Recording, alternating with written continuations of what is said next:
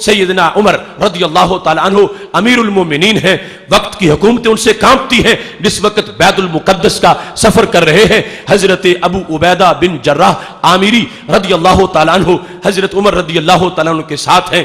اب امیر المومنین قدس کہ اس موقع پر بیت المقدس میں یروشلم کے لوگوں سے خطاب کرنے کے لیے جا رہے ہیں. مدینہ شریف سے سفر کر کے جس وقت وہ فلسطین کے حدود کے قریب پہنچے تو حضرت ابو عبیدہ کہتے ہیں آگے ایک جگہ آگے جس میں پانی کھڑا تھا. اب امیر المومنین اپنے ہاتھوں میں انہوں نے اپنے جوتے پکڑ لیے، بلکہ کندھے پہ رکھے اور ہاتھ میں اونٹنی کی نکیل پکڑ لی اور اس پانی کو اس طرح وہ عبور کر رہے تھے. تو حضرت ابو عبیدہ نے حضرت عمر رضی اللہ تعالی عنہ سے یہ کہا ما یسرنی ان اہل البلد استشرفوکا، یہ جو تم نے اپنے جوتے ہاتھ میں پکڑے ہیں مجھے یہ اچھا نہیں لگ رہا. یہ لوگ کیا کہیں گے، یہ فلسطین والے، یہ جو امیر المومنین تمہاری انتظار میں بیٹھے ہیں تمہیں اس حالت میں دیکھیں گے تو مجھے اچھا نہیں لگتا کہ آپ کو وہ اس حالت میں دیکھیں. لہٰذا آپ اپنے جوتے جس طرح پکڑے ہیں ان کو چھوڑ دو. جس وقت حضرت ابو عبیدہ رضی اللہ تعالی عنہ نے یہ بات بیان کی، حالانکہ آج ہمارے ماحول کے لحاظ اس میں یعنی کوئی قباحت تک محسوس نہیں کرے گا، عام انسان اس کے لحاظ سے بھی، اور پھر امیر المومنین کا جو مقام و مرتبہ ہے. اب وہاں حضرت ابو عبیدہ رضی اللہ تعالی عنہ نے جس وقت یہ صورتحال پیش کی تو حضرت امیر المومنین سیدنا عمر رضی اللہ تعالیٰ عنہ کو غصہ آ گیا.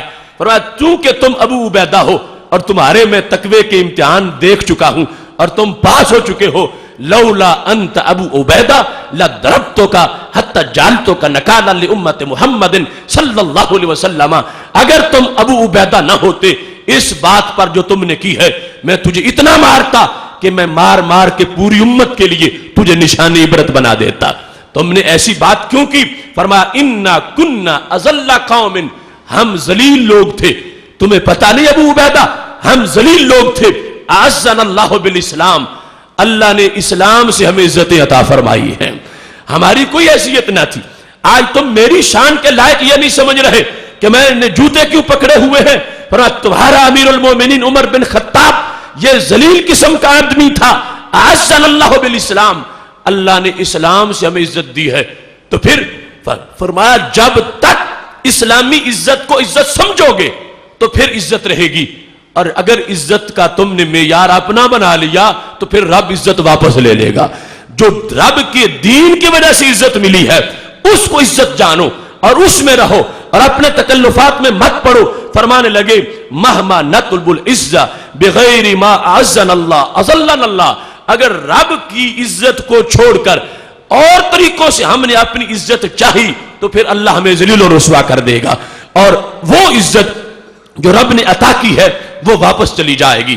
اب امیر المومنین حضرت سیدنا عمر رضی اللہ تعالیٰ عنہ کا یہ جملہ، اور آج کے ہمارے حالات، آج کتنے ایسے طریقے ہیں کہ جن کو ہم اپنی عزت کے لیے ضروری سمجھتے ہیں اور ان کی وجہ سے معاشرے کے اندر کئی فتور ہیں، ان کی وجہ سے معاشرے کے کئی مسائل ہیں.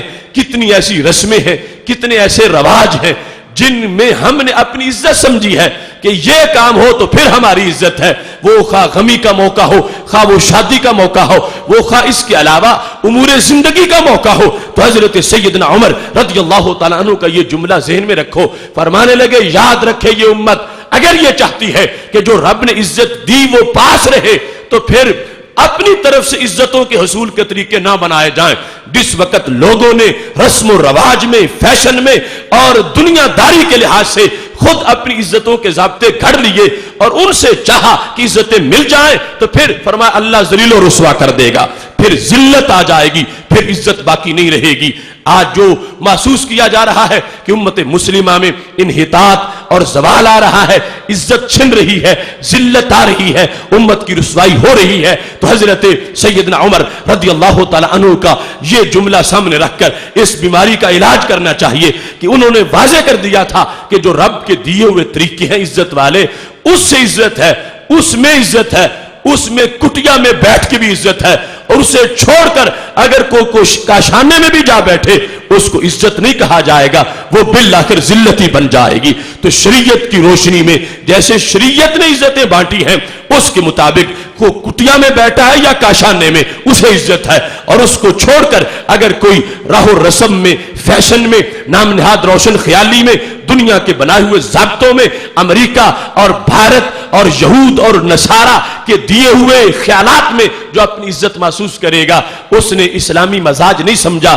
خاص ہے ترکیب میں قوم رسول ہاشمی، اوروں کی عزتیں اور طرح کی ہیں، اس امت کی عزت اور طرح کی ہے. اور اس امت کی عزت جو ہے وہ رسم و رواج میں نہیں، اسوہ حسنہ اور نبی علیہ السلام کے نقش قدم میں موجود ہے.